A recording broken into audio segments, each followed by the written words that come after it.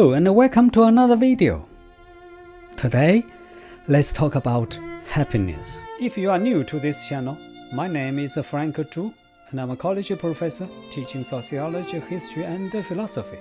I'm also an award-winning landscape photographer.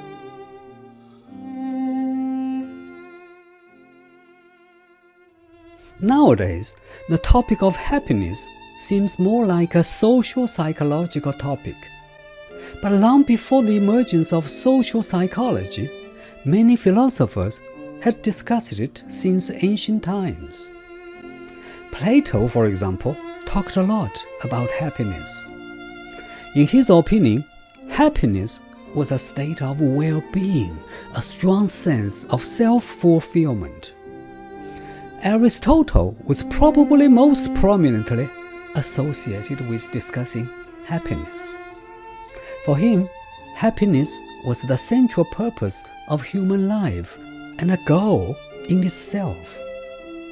Thomas Jefferson, who was the author of the Declaration of Independence, cited life, liberty, and the pursuit of happiness as the most cherished of human rights. But how is happiness achieved? Well, different philosophers had different answers. Plato said it could only be achieved by living a life of moral virtue, wisdom, and self-discipline. Aristotle said it was the reward of an active life. Sigmund Freud, the famous German psychologist, linked it with both work and love. Others have variously suggested that happiness requires money and power, health and fitness, religion, beauty, the satisfaction of basic needs, and an ability to derive pleasure from the events of everyday life. Today, I will take a look at happiness not from a philosophical point of view, but from an empirical point of view. In other words, I will talk about happiness in plain language, discussing how people measure and value happiness and how they try to achieve happiness in everyday life. I will do this by attempting to explain and answer some major questions associated with happiness.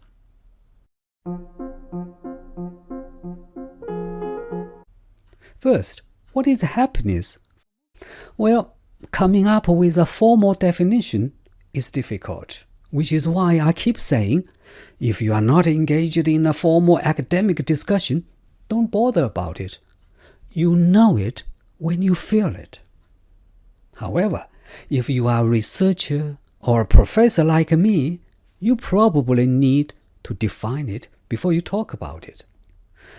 For most of us, the term happiness is interchangeable with positive well-being, which is why I'm sure you will hear me using the term positive well-being quite often in this video. Many sociologists and psychologists describe happiness as the experience of joy, contentment, or positive well-being combined with a sense that one's life is good, meaningful, and worthwhile. A related question is, how do you know that someone is happy? That is, how do you measure happiness? Well, the answer is simple. You ask the question.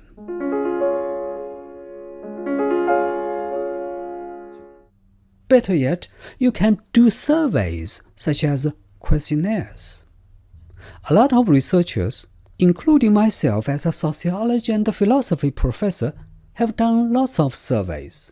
By the way, I do a small-scale survey almost every semester with my sociology students. Of course, surveys have been done worldwide. Responses vary from place to place and from one culture to another culture. But in general, the ratings are more often positive than neutral. Here in America, for example, 75% of adults rate themselves as happy, according to a study in 2000. This is similar to my research surveys with my students on college campus. One important point which these surveys showed is that people who are happy tend to have cheerful moods, high self-esteem, a sense of personal control, more memories of a positive as opposed to negative events, and optimism about the future. Researchers also show that happiness gives rise to many successful life outcomes in the areas of marriage, friendship, health, income, and work performance. Happy people also tend to live longer.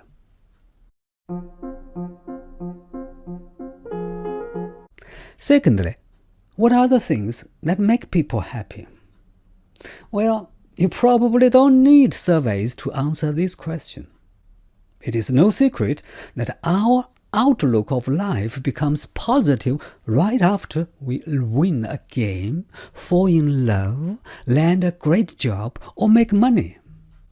On the contrary, we feel that the world seems gloomy right after we lose, fall out of love, or suffer a personal tragedy or financial setback. For some people, having pets brings happiness. For others, having more sleep makes them happy. City people are happier when they live near green spaces where there are parks, trees, and other greenery. People are most happy on Fridays and Saturdays, and least happy on Mondays. It's important to note that social and cultural factors also influence how we think about happiness. Researchers have found that people from cultures that embrace more collectivist ideals, such as those people from Asian cultures, think about happiness more in terms of harmony and contentment, while more individualistic-minded people connect it to personal feelings of joy.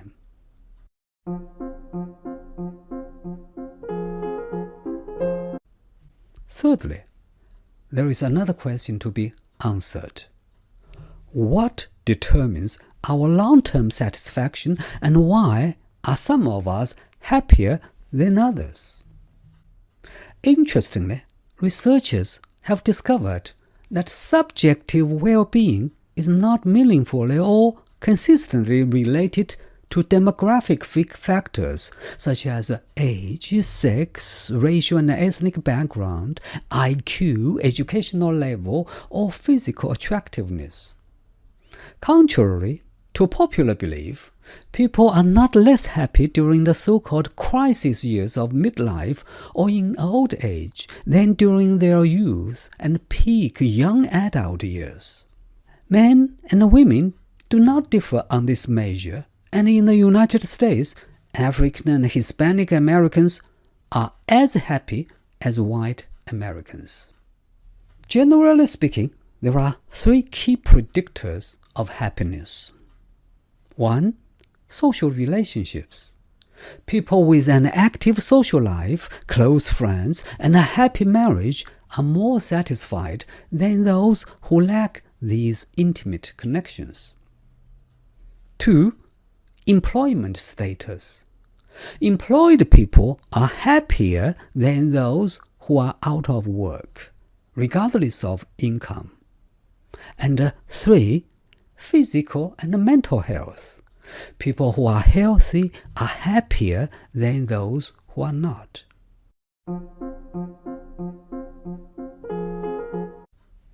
Fourthly, let's have a look at an age-old question. Does money buy happiness? To some extent, yes, but the evidence is more complex than you would think. As a general rule, the more money you have, the happier you are. However, the differences between wealthy and middle-income people are more modest. In any case, it appears that having shelter, food, safety, and security is essential for subjective well-being. Poverty is not conducive to happiness. But once basic needs are met, particularly in an already prosperous society, additional increases in wealth do not raise levels of happiness. As income increases, its added contribution to life satisfaction becomes smaller. Why?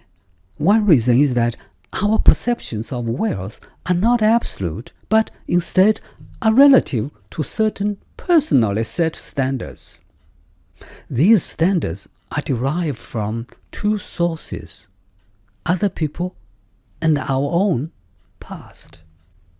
Now let me elaborate a little bit more on this point. Sociologists and psychologists have discovered that people tend to naturally compare themselves to others and feel contented or deprived depending on how they fare in this comparison. In general, making upward comparison, that is, compared to others who are better off, will spark negative feelings, while making downward comparison will trigger positive feelings. It is also natural for people to use their own recent past as a basis of comparison.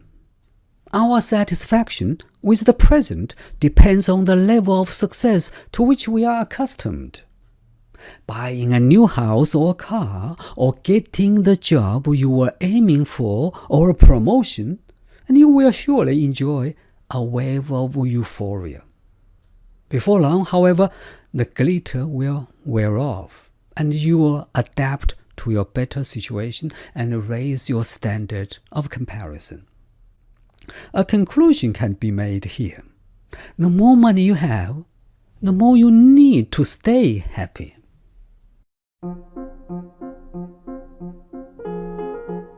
Finally, let's take a look at this question, which is even more important.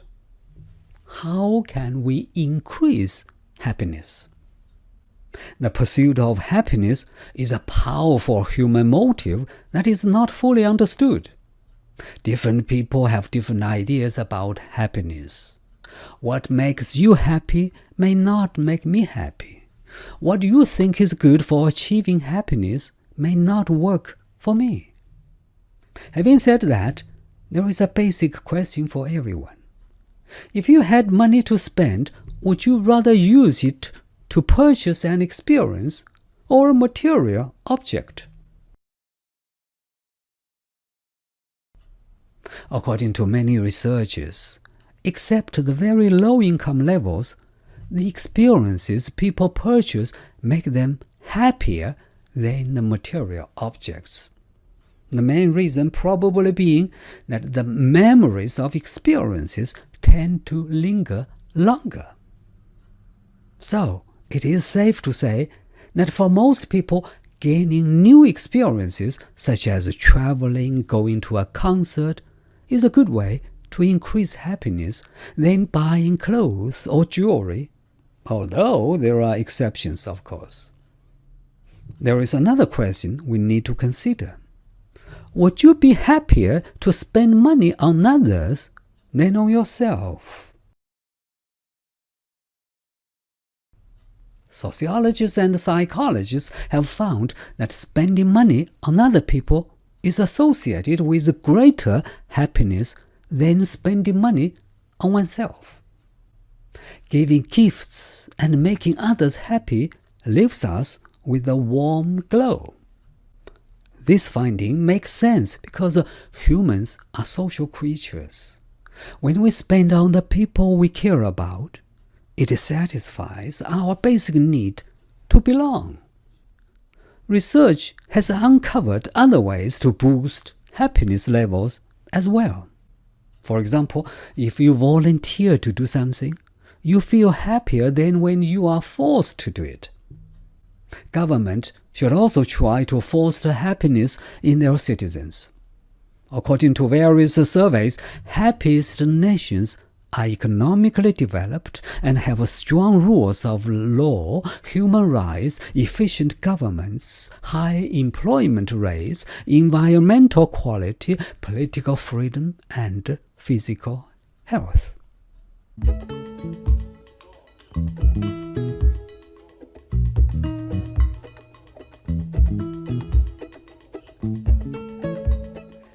Well, that is all that I wanted to talk about in this video. But before I go, let me pose a few philosophical questions for you to think about. 1. Is it the case that seeking happiness actually makes people feel unhappy? 2. Is it not true that people who are happy tend to be content with what they already have rather than focused on what they lack? Number 3. Is it possible to be too focused on being happy? Number 4. Is it possible to be too happy? Number 5. Is it possible that excessive positive emotions lead people to engage in risky behaviors and not pay enough attention to possible threats, such as consuming too much alcohol, having sex with strangers, or driving too fast? Thank you for watching this video, and hopefully I'll see you in the next one.